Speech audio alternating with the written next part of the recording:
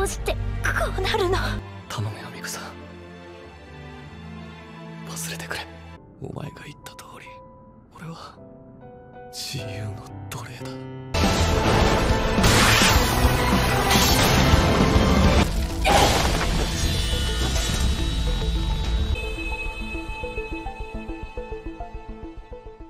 L'attaque des Titans ou Shingeki no Kyojin s'est terminé le 4 novembre dernier en animé et presque 2 ans plus tôt en manga. Malgré un final réussi, une œuvre maîtrisée du début à la fin, certains mystères demeurent irrésolus et il y a même quelques petites incohérences potentielles. Revenons dessus ensemble dans cette vidéo. En fin de vidéo, on va revenir sur le plus gros mystère / incohérence de Shingeki no Kyojin. Alors restez bien jusqu'à la fin.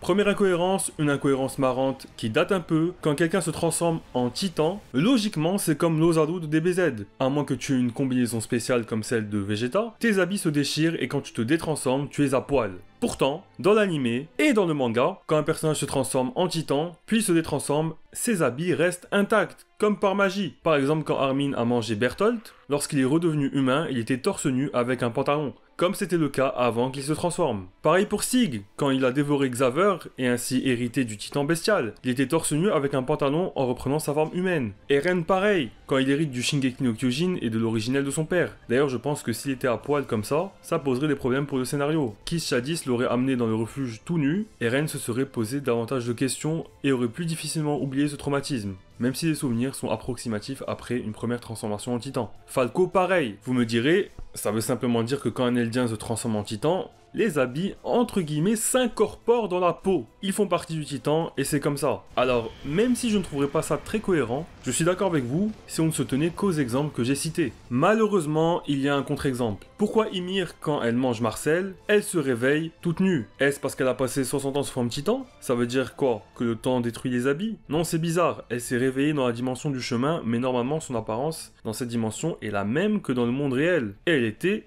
toute nue. Pourquoi elle l'est et pas les autres? Je vous laisse à vos claviers en commentaire pour vos explications. Au passage, n'hésitez pas à vous abonner, je sors plusieurs vidéos sur SNK pour célébrer la fin. Il y en a plusieurs qui sortent prochainement et je fais aussi des vidéos sur la saison 2 de Jujutsu Kaisen. La prochaine vidéo sera les différences entre le manga et l'anime de l'épisode ultime de Attack on Titan.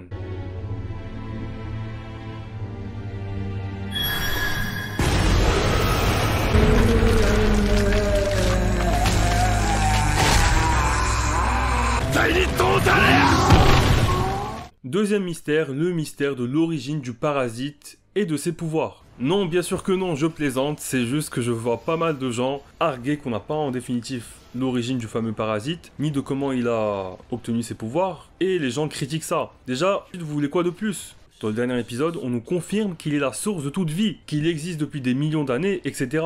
C'est la première forme de vie, alors je suis d'accord qu'il reste entouré de quelques mystères, comme par exemple comment on est passé de ce parasite aux humains, s'il est vraiment l'origine de toute vie, et ce, sans qu'il y ait de transmission de pouvoir quelconque. Pas forcément des titans, hein, mais ça n'est pas fondamental à mon sens. En plus, je pense qu'on peut émettre des hypothèses relativement fiables en se tournant du côté de la science. Et aussi au cas où vous ne sauriez pas, l'inspiration derrière ce parasite est l'hallucigénia. Même Wikipédia mentionne l'inspiration.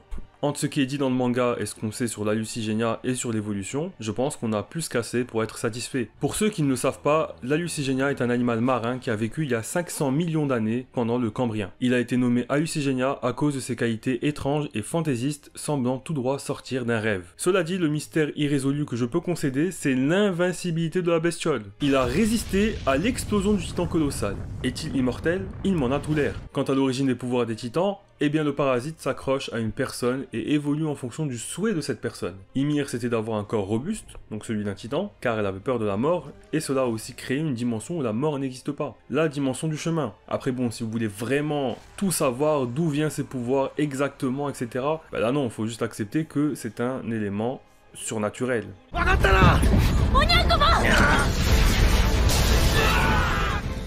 Deuxième mystère, le Spider Sense des Ackerman. Dans l'avant-dernier épisode, et même dans le dernier épisode, cette scène a été reprise au début, on voit Mikasa et Levi réagir avant tout le monde dans l'hydravion, et prévenir Onion Coupon d'esquiver. Il y a même un bruitage dans l'animé. La mise en scène est évidente, elle suggère clairement qu'ils ont la capacité de sentir le danger. Cela explique peut-être pourquoi Kenya Ackerman a survécu à la chute de la grotte des Race, même si on peut simplement se dire que les Ackerman sont plus résistants. Même si c'est clairement suggéré, il n'y a jamais eu de confirmation plus explicite, mais honnêtement, ce n'est pas nécessaire. Cette scène se suffit à elle-même pour moi.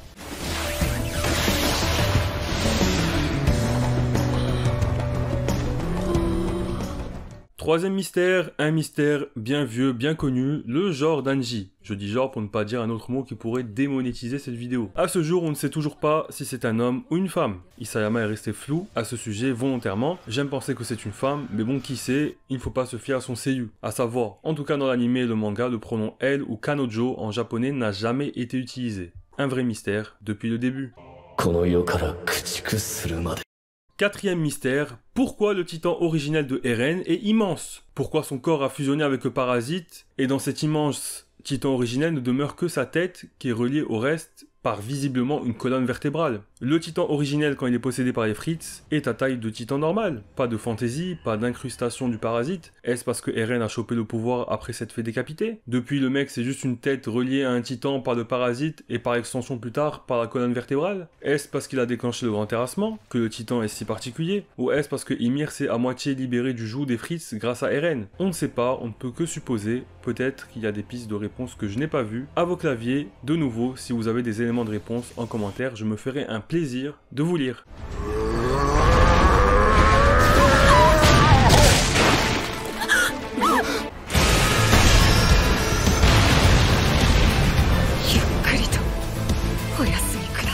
Cinquième mystère, pourquoi Eren n'a pas retransformé Pixis, Nile et les autres contaminés par le liquide cérébrospinal de Sig en humains? N'en était-il pas capable? En fait, on ne sait même pas si le titan originel peut détransformer les Eldiens transformés en titans. Franchement, ça expliquerait beaucoup de choses. S'il a de telles capacités, cela veut dire qu'à l'époque de la domination du continent Mars par l'Empire Eldia, l'Empire pouvait grossir ses rangs sans sacrifier sa population, même s'il est sous-entendu que les Eldiens violent les Mars pour grossir leurs rangs. Peut-être transformaient-ils leur bébé en titan, qui sait?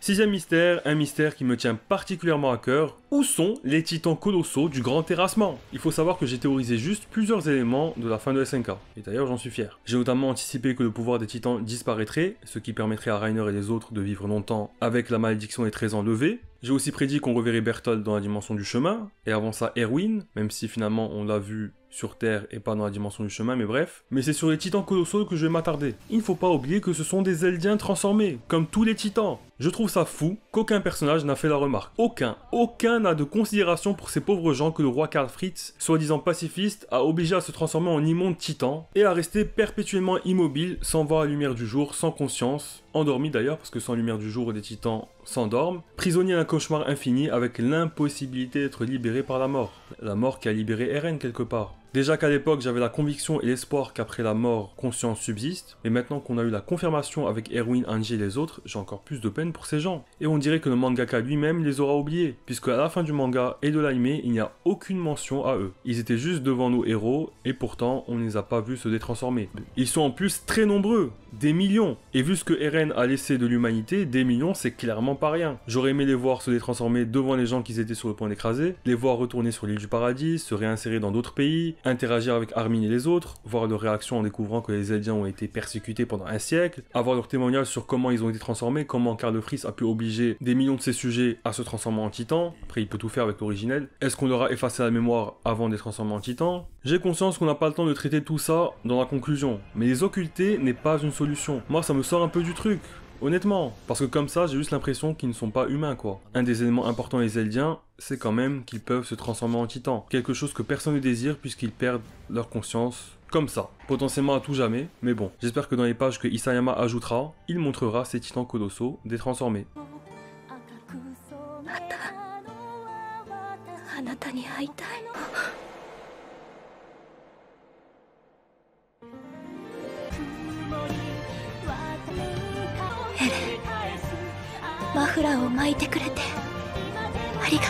Septième mystère, pourquoi Eren est un oiseau même après sa mort? On le voit à la fin mettre l'écharpe autour du cou de Mikasa. Et aussi pourquoi c'est un oiseau tout court? Enfin, comment ça se fait? Quel est le lien avec le pouvoir de l'originel et celui de l'assaillant? Comment arrive-t-il à transférer sa conscience dans ses êtres? Il est suggéré qu'Eren est tous les oiseaux, ou du moins la plupart de ceux qu'on voit dans la série, qu'il observe le monde et ses amis en tout temps. C'est assez fou, ça doit être pour ça entre autres, qui ne distingue plus le passé, le futur du présent. Mais logiquement, il ne peut faire ça que de son vivant. Ou allez, si ça marche comme les souvenirs du futur qu'il envoie aux anciens détenteurs, il peut faire ça pendant les 2000 dernières années, tout au plus, même si ça serait étrange. Mais d'où il peut le faire après sa mort, et surtout après la disparition du pouvoir des titans? Ou alors grâce à son pouvoir, il a eu le droit à une réincarnation en oiseau? Si vous avez des réponses, balancez en commentaire. Ou alors, l'oiseau n'est tout simplement pas Eren, mais juste un symbole. Mais personnellement, je trouverais ça un peu bizarre parce que ce n'est pas très courant un oiseau random qui vient, prend ton écharpe, te la replace correctement. C'est étrange quand même. Petit mystère, pourquoi les titans ont besoin de lumière du soleil pour fonctionner? Voilà, c'est tout.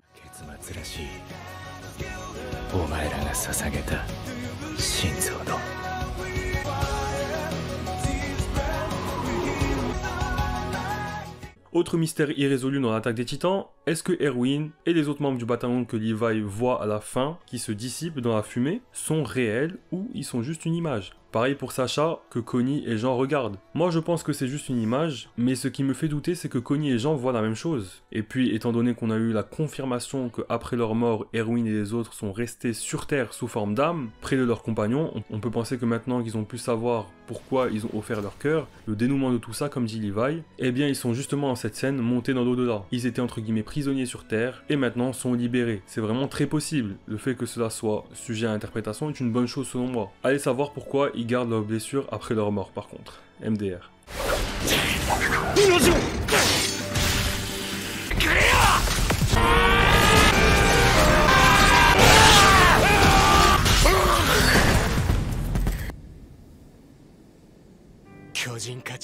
Les Ackerman ont-ils perdu leur puissance? Étant donné que le chemin a disparu, logiquement, vu que la puissance des Ackerman vient du fait que l'expérience au combat de leurs ancêtres est transmise via le chemin, eh bien ils sont censés ne plus l'avoir, et donc sont devenus aussi forts qu'un humain lambda. Pas de confirmation, mais ça semble logique. Au passage, cette information n'est donnée que dans le manga. Cette partie a été coupée en animé, c'est dommage. Pareil pour les souvenirs d'Armin, de Bertholdt, le peu de souvenirs qu'il a. Est-ce qu'il se rappelle de la vie de Bertholdt, de ses souvenirs? Logiquement non, si le pouvoir disparaît. Pareil pour Reiner et ses anciens détenteurs, pareil pour Annie, bref, pour tout le monde.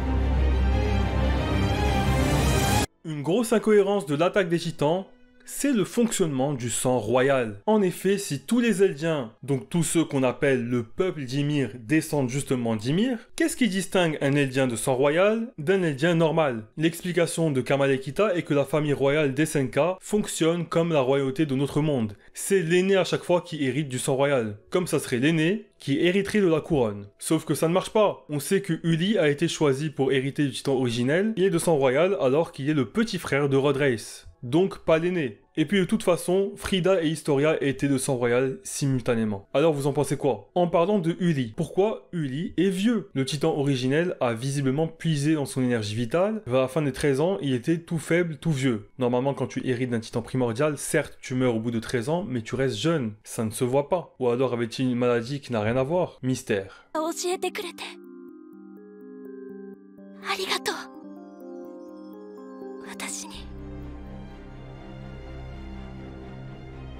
マフラーを巻いてくれてありがとう。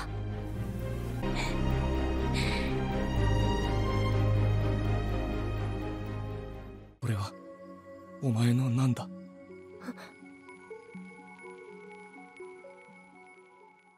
Quelque chose qui m'a étonné dans cette fin de SNK, c'est le fait que l'amour entre Eren et Mikasa était réciproque. Autrement dit, que Eren était lui aussi amoureux de Mikasa. Étant donné qu'il n'arrête pas de la repousser depuis le début du manga, et que en plus, avant l'ellipse, il ne comprenait rien à l'amour, j'en veux pour preuve cette scène avec Marlo.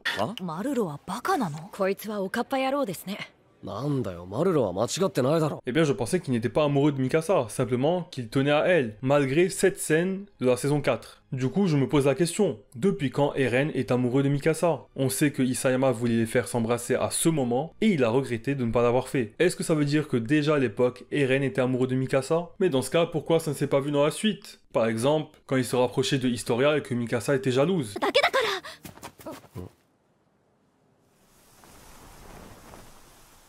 Il ne comprenait rien du tout. C'est un véritable mystère. Je me demande tout de même comment l'auteur aurait fait sa fin si l'amour entre Mikasa et Eren avait pu se concrétiser dès la saison 2. La fin aurait été moins impactante. Mikasa aurait déjà vécu en couple avec Eren. Et là, ce qui est frustrant avec cette fin, c'est que elle découvre que leur amour est réciproque, mais ne pourra jamais le concrétiser, et le tue en sachant cela. Après, vous me direz que s'ils étaient ensemble depuis un moment, le tuer aurait été hautement plus difficile.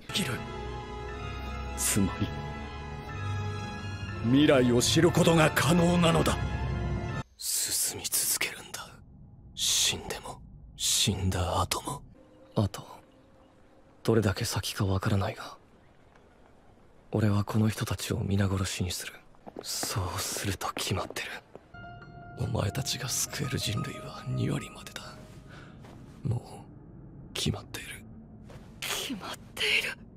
自分で決めて自分で殺したんだろ。 On arrive au dernier mystère / incohérence. Le paradoxe temporel, tout simplement. J'avais donné mon interprétation dans ma vidéo de l'avant-dernier épisode, mais ça reste pas très logique. Il faut quand même se dire qu'il y a un vrai paradoxe temporel. C'est dans le nom. Paradoxe. Par essence, ce n'est pas cohérent. Le futur influe le passé qui mène au futur. Eren est obligé de faire tout ce qu'il fait parce que c'est ce que lui dictent ses souvenirs du futur. Mais le Eren du futur qui envoie ses souvenirs à Grisha et qui du coup se retrouve chez Eren, parce qu'il faut rappeler que Eren accède à ses souvenirs du futur via Grisha parce qu'il peut pas se les envoyer lui-même, c'est un Eren qui a déjà vécu tout ça. C'est paradoxal, il n'y a ni origine ni rien dans tout ça. C'est comme ça quand il n'y a qu'une timeline. Le truc logique c'est comme dans Dragon Ball Z, quand Trunks va dans le passé, il crée une nouvelle timeline. Ici non, juste par exemple la mère d'Eren, il est dit dans le dernier épisode que c'est Eren qui a détourné Dina Fritz qui s'apprêtait à manger Bertholdt.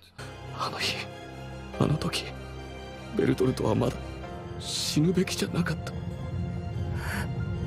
だから見逃して朝に向かわせたの。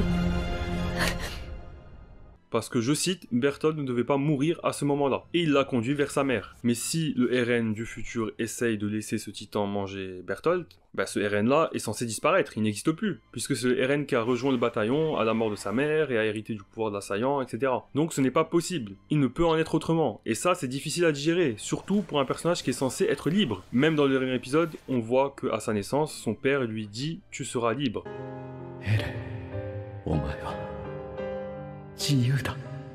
Au final, on ne sait pas vraiment ce qu'aurait fait Eren s'il n'était pas soumis à ses souvenirs du futur. Est-ce qu'il aurait quand même fait le grand terrassement, quitte à sacrifier Angie et Sasha? J'ai tendance à penser quand même que même si tout est écrit à l'avance, c'est des actions qui sont relativement en accord avec la nature d'Eren. Par exemple, le mec n'a pas eu dans son futur qu'il doit respecter le fait de se cloisonner dans une prison pendant un mois alors que le mec, il a toujours eu à cœur la liberté. C'est quand même des actions en accord avec sa soif de liberté. Mais je dirais quand même que ça ne veut pas nécessairement dire qu'il aurait fait pareil sans son pouvoir. Je le vois mal laisser sa mère mourir. En fait, ce qui est écrit à l'avance par son pouvoir, c'est on dirait que des actions qui sont en accord avec sa nature d'homme libre, sa quête de liberté. 炎の水、氷の大地、砂の雪原。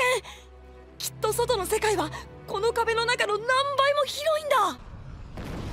これが炎の水ってやつか。本当に川みたいに流れてる。外の世界か。ねえ、エレン。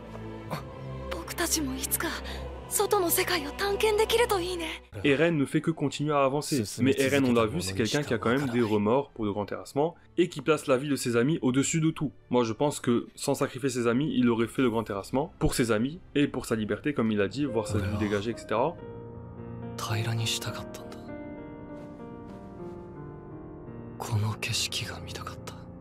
Mais s'il savait qu'il devait sacrifier ses amis, il ne l'aurait pas fait. Bien sûr, s'il n'était pas obligé de le faire. Là, il est obligé, c'est ses souvenirs du futur. Donc je pense qu'il n'aurait pas sacrifié ses amis en temps normal. Mais le fait qu'il soit, comme il dit, entre guillemets, esclave de la liberté, esclave de ses souvenirs du futur qui lui dictent sa liberté, eh bien il a laissé certains de ses amis mourir. Armin lui fait la remarque. Quand Eren lui dit que tout est écrit, qu'il ne peut pas arrêter le massacre en cours de route, arrêter le grand terrassement avant que les 80% soient achevés, Armin lui dit tout est écrit, tout résulte de tes choix et tes actions. Eren lui explique qu'il a essayé maintes fois d'aller à l'encontre de ce que lui montraient ses souvenirs du futur, mais il n'y est jamais arrivé. Cela se réalise toujours dans les moindres détails. お前たちが救える人類は2割までだ。もう決まっている。決まっている。自分で決めて自分で殺したんだろ。全てはお前らを守るためだって思ってた。だがサシャもハンジさんも俺のせいで死んでフロックたちと殺し合いまでさせることになった。 Finalement, on n'a pas de réponse figée, on ne peut qu'élaborer des hypothèses à partir de ce qu'on a interprété. Mais surtout, le comment tout ça a été écrit à l'avance et comment ce paradoxe temporel s'est créé demeure un réel mystère. Est-ce que c'est Ymir? Ça serait bizarre parce que même Ymir, ça serait paradoxal parce que c'est elle qui s'est faite libérer par Eren. Est-ce qu'elle a programmé Eren pour le libérer? Ça semble vrai, vu que Eren dit à Ymir, c'est toi qui m'as mené jusqu'ici. Bon, est-ce qu'elle savait tout à l'avance? À quel point elle le savait? Que de mystère. J'essaye de me dire que c'est comme le destin, sauf qu'il y a un paradoxe temporel. Dans One Piece, malgré que Luffy veut devenir l'homme le plus libre au monde, il agit conformément à son destin, c'est juste qu'il ne le connaît pas. Et bien Eren lui aussi, malgré qu'il cherche à être libre, est soumis à un destin déguisé qui est dicté par ce désir de liberté. C'est le désir de liberté qui aura eu raison de lui, et c'est en mourant de la main de sa bien-aimée qu'il deviendra véritablement libre.